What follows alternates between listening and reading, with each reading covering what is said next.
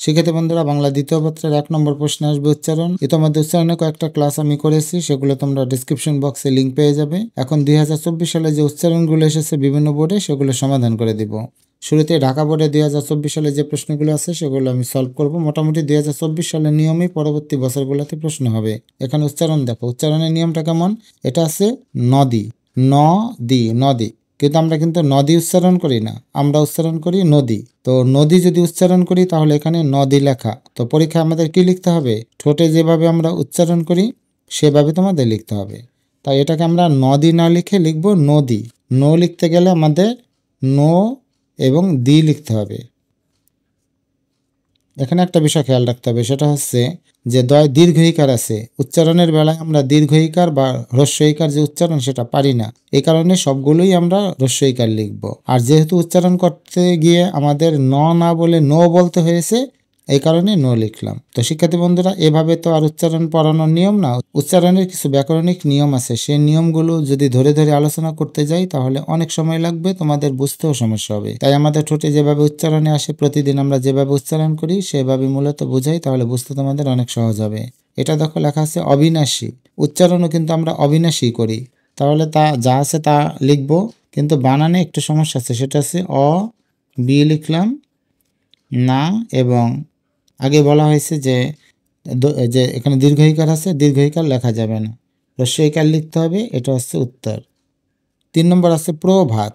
আমি কিন্তু এটাকে উচ্চারণ করলাম, যেহেতু উচ্চারণ করতে গিয়ে আমাদের ওকার লিখতে হবে, এ কারণে ওকার লিখবে এবং ভাত বানান যা আছে তাই হবে প্রভাত। কিন্তু এটার উচ্চারণ হলো এখন প্রভাত। যদি এখানে একটা হর্ষচিহ্ন বা হসন্ত দিই তাহলে এটা হয়ে যাবে প্রভাত, আর হসন্ত না দিলে হবে প্রভাত। তো পরীক্ষায় এগুলো আসবে 8টা, তোমাদের যে কোনো 5টার উচ্চারণ সঠিকভাবে এভাবে লিখতে হবে। পরের উচ্চারণ দেখো পক্ষ। আমরা কি প বলি নাকি এটা উচ্চারণ করার জন্য পক্ষ বলি? একটু আলতোভাবে উচ্চারণ করলে আমরা কিন্তু বলি এক পক্ষ। আমরা কিন্তু পকে উচ্চারণ করি ও এর মতো পক্ষ। একটু আলতো করে উচ্চারণ করলে এটা পটা পোর মতো হবে। আর এখানে যে ক্ষীয় আছে, ক্ষীয়র জন্য লিখতে হবে ক এবং খকারে খ, পক্ষ। কিন্তু সরাসরি পক্ষ বলা যাবে না, এটাকে আলতো সোয়া দিয়ে বলতে হবে পক্ষ। আর এখানে যে ক আছে, এই কর নিচে যদি হসন্ত দিই তাহলে পক্ষ হবে, আর কর নিচে হসন্ত না দিলে পক্ষ হবে। 5 নম্বর আছে বিশেষজ্ঞ। আমরা বিশেষজ্ঞও বলতে পারি, আবার বিশেষজ্ঞও বলতে পারি। আমাদের উচ্চারণে সচরাচর যেভাবে বলতে স্বাচ্ছন্দ্য বোধ করি তোমাকে সেভাবেই লিখতে হবে। তো আমি যদি ভেঙে লিখি তাহলে এরকম হবে বি, তারপরে সে মানে তালব্যস্য সে, তারপরে স, আর এই যে সজ্ঞ আমরা কিন্তু গয়ের মতো উচ্চারণ করলাম, এই কারণে গ এবং গ ওকারে গ লিখতে হবে। দেখো বিশেষজ্ঞ। এখন উচ্চারণটা করতে গিয়ে আমরা কোথায় কোথায় চাপ দিলাম, বিশেষ স পর্যন্ত কিন্তু দাগ দিলাম, কিন্তু গর উচ্চারণটা কিন্তু আলতোভাবে বললাম সজ্ঞ, এই জন্য এখানে হসন্ত দিতে হবে। আর যদি এই হসন্তটা না দিই তাহলে উচ্চারণ হয়ে যাবে বিশেষজ্ঞ। অর্থাৎ ঠোঁটে যেভাবে উচ্চারণ করি সেভাবেই তোমাকে এই বানানটা লিখতে হবে। এখন 2টা গ পাশাপাশি হলে এটা আনুনাসিক হয়ে যায় বলে এই গয়ের উপর একটা চন্দ্রবিন্দু দিতে হবে। 6 নম্বরে আছে প্রেতাত্মা। প্রেতাত্মা যেভাবে উচ্চারণ করি সেভাবে লিখবে। প্রথমে প্রে, তারপরে তাত, প্রেতাত, তারপরে আবার তা, প্রেতাত্মা। উচ্চারণটা দেখো, এখানে তর নিচে যদিও ম আছে, কিন্তু আমাদের উচ্চারণ করার সময় আমরা প্রেতাত্মা বলি। তাহলে এভাবেই হবে প্রেতাত, এখানে একটা হসন্ত দিতে হবে, আর হসন্ত না দিলে উচ্চারণটা হয়ে যাবে প্রেতাততা। এই কারণে হসন্ত দিলে এটা উচ্চারণটা হবে প্রেতাত্মা। আর ত পাশাপাশি আছে, এটা অনেকটা চন্দ্রবিন্দু বা আনুনাসিক হয় বলে চন্দ্রবিন্দু দিতে হবে। সংবাদপত্র আছে কিন্তু দন্তস্ব, কিন্তু আমরা উচ্চারণ করলাম সং। তো তোমাদের মাথায় রাখতে হবে দন্তস্বর উচ্চারণ যদি স এর মতো হয় তাহলে তালব্যস্য লিখতে হবে, আর অনুস্বারকে ও লিখতে হবে। এই হলো সং। তারপরে বাদ লিখলাম। তারপরে আছে পত্র। আসলে আমরা পড়ার সময় পত্র বলি, তো পথ, তারপরে ত্র লিখতে হবে। ত্রটা এরকম উপরে মাত্রা আছে, তো এটা উচ্চারণ কীরকম হলো সংবাদ পত্র। অর্থাৎ রফলা তয়রফলা থাকলে মাঝখানে একটা ত দিয়ে তারপর তয়রফলা ওকার দিতে হবে। আর কিভাবে এটার হসন্ত দিতে হবে, সং, ও যেহেতু ব্যঞ্জনবর্ণ এবং এটার উচ্চারণটা কম হয়েছে কারণ এখানে হসন্ত দিব। এটা বলছি বাদ নাকি বাদ, বাদ এখানে হসন্ত। এবং পত্র, পতত্র কিন্তু না, এ কারণে পত্র এখানে হসন্ত দিতে হবে। তো এটাই মূলত আমরা এভাবে উচ্চারণ করি, সংবাদ পত্র। এরপর আছে আবৃত্তি। উচ্চারণটা কিভাবে করি ভেঙে লিখলে বুঝতে পারবে। প্রথমে লিখলাম আ, এই যে বয় রিকার আছে না, এই রিকারটা দিতে হবে, তারপরে একটা ত দিলাম কারণ উচ্চারণটা আমরা কিন্তু বলি আবৃত, তারপরে আবার তি বলি, আবৃত্তি। উচ্চারণ করে দেখো তোমরা, এভাবে উচ্চারণ করো আবৃত্তি। এখন হসন্তটা দিব, তয় নিচে হসন্ত না দিলে উচ্চারণ হবে আবৃততি, এখন উচ্চারণ হলো আবৃত্তি। এটা হচ্ছে ঢাকা বোর্ড 2024 সালের যে উচ্চারণ, সে উচ্চারণের সমাধান। তো এটা তো আর আসবো এরকম কোনো নিয়ম নাই, মূলত এগুলোর মাধ্যমে মূলত তোমাদের উচ্চারণের চর্চাটা হয়ে যাবে, আর এই নিয়মে যে কোনো উচ্চারণ তোমরা দিতে পারবে। এবার ময়মনসিংহ বোর্ড 2024, শুরুতে আছে ঐশ্বর্যবান। সেক্ষেত্রে বন্ধুরা তোমরা তো জানো ওই কিন্তু দুইটা স্বরবর্ণের যুক্তবর্ণ, যেমন ও এবং হ্রস্ব ই মিলে হয় ওই। তাই যদি কোনো কারণে ওই থাকে এটাকে এভাবে লিখতে হবে ওই। আর কোনটার উপর আমরা চাপ দিই সেটা দেখো, ঐশ্বর্য, ঐশ একটা স আসে লিখবা ঐশ, তারপরে সৌর্য, সো লিখলাম, র সৌর্য।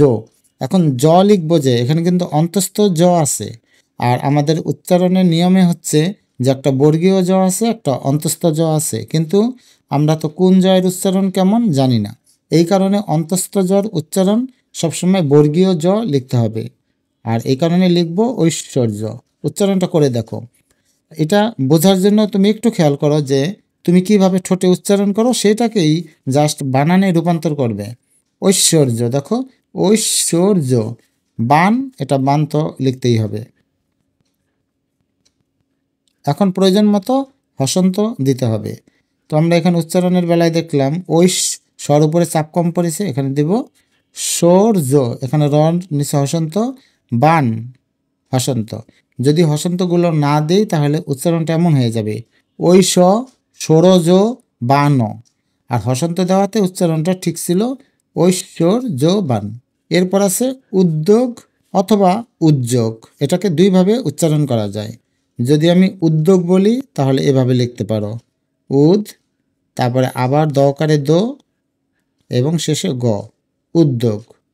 আর হসন্তটা কীভাবে দিব উদ দোগ, আর এই হসন্ত না দিলে উচ্চারণ হবে উদোদোগ।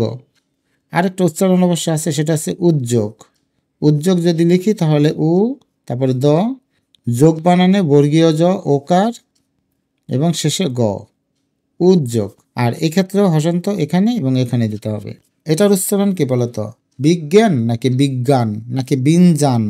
এখানে তো একটা জ আছে এবং একটা ইও আছে, তাহলে তো আমরা এটা সহজে বিনজান বলতে পারি, কিন্তু আমরা বিনজান বা বিজ্ঞান বলি না, আমরা বলি বিজ্ঞান। অনেকটা এরকম, যদি কোনো কারণে এই বানানটা লেখা থাকে তোমরা কিন্তু এটাকে গান বলো না, বলো হচ্ছে জ্ঞান। যদি এটা জ্ঞান হয় তাহলে এই জ্ঞানটা আমি আগে লিখি, জ্ঞান বানান এরকম গয়জাফলা আকার এবং ন, জ্ঞান। আর শুরুতে কি আছে বিজ্ঞান, তো লিখতে হবে বি তারপরে গ। এখন একসাথে দেখো উচ্চারণটা ঠিক আছে বিজ্ঞান। এখন হসন্ত দিতে হবে, যেহেতু এখন উচ্চারণটা আছে বিগ জ্ঞান, এখানে হসন্ত দিব এবং এখানে হসন্ত দিব, তাহলে হয়ে যাবে বিজ্ঞান। আর দুইটা গ পাশাপাশি আছে বলে এখানে চন্দ্রবিন্দু দিতে হবে। এটার উচ্চারণ হচ্ছে পদ্ম, পদ্ম না কিন্তু পদ্ম, অর্থাৎ পরে ও ধ্বনি লিখতে হবে, প করে পো, তারপর পদ্ম, দুইবার কিন্তু দ আসলো, এখানে যে ম আছে মর উচ্চারণটা কিন্তু আমরা বাংলায় করি না, পদ্ম বলি। তো দ, তারপরে দ করে দো, আর মাঝখানে হসন্ত দিব, তা না হলে উচ্চারণটা হয়ে যাবে পো দ দো। আর দুইটা দ পাশাপাশি হলে আনুনাসিক হয়, অর্থাৎ এটার উচ্চারণ চন্দ্রবিন্দুর মতো হয়। এটার উচ্চারণ কীভাবে পড়ব, এ কা ডেমি, একাডেমি, কিন্তু আমরা তো একাডেমি বলি না, আমরা বলি একাডেমি। তার মানে একে আমরা বলি একে যদি এর মতো উচ্চারণ করি তাহলে আমাদের এই লিখতে হবে, এটা এভাবে লিখতে হয়। তারপরে কা, কা, তারপরে ডে মি, এটা হচ্ছে সঠিক উচ্চারণ। পরীক্ষার সময় তোমাকে এটাই লিখতে হবে। এরপর এটার উচ্চারণ হচ্ছে ব্রাহ্মণ, ব্রাহ্মণ না কিন্তু ব্রাহ্মণ। তো ব্রাহ্মণ তোমাদের যেভাবে উচ্চারণে আসে সেভাবে বানানটাও লিখতে হবে। প্রথমে লিখব ব্রাহ্ম, তারপরে হন, হকারে হো এবং ন। হসন্তটা কিভাবে আসবে? ব্রাম, ময়ের উচ্চারণটা কম হয়েছে, এখানে হসন্ত। এটা হনও না কিন্তু হন, এই কারণে এখানে হসন্ত।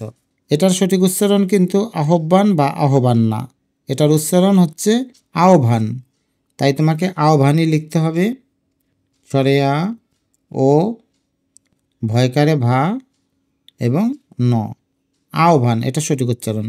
আর এখানে হসন্ত না দিলে উচ্চারণ হয়ে যাবে আহ্বানও। আর এই যে স্বরবর্ণ, স্বরবর্ণের নিচে হসন্ত হয় না। এটার উচ্চারণ কিন্তু অতঃপর না, এটার উচ্চারণ হচ্ছে অতঃপর। তো উচ্চারণ যেভাবে আসবে ঠোঁটে তোমাকে সেভাবে লিখতে হবে। অতঃপর যেহেতু উচ্চারণ করেছি আমাকে সেভাবে লিখতে হবে। অতঃ, তারপর আবার একটা প এবং র। এবার মিলিয়ে দেখো, অতঃপর। আর হসন্তটা এখানে একটা হবে, এখানে একটা হবে, অতঃপর।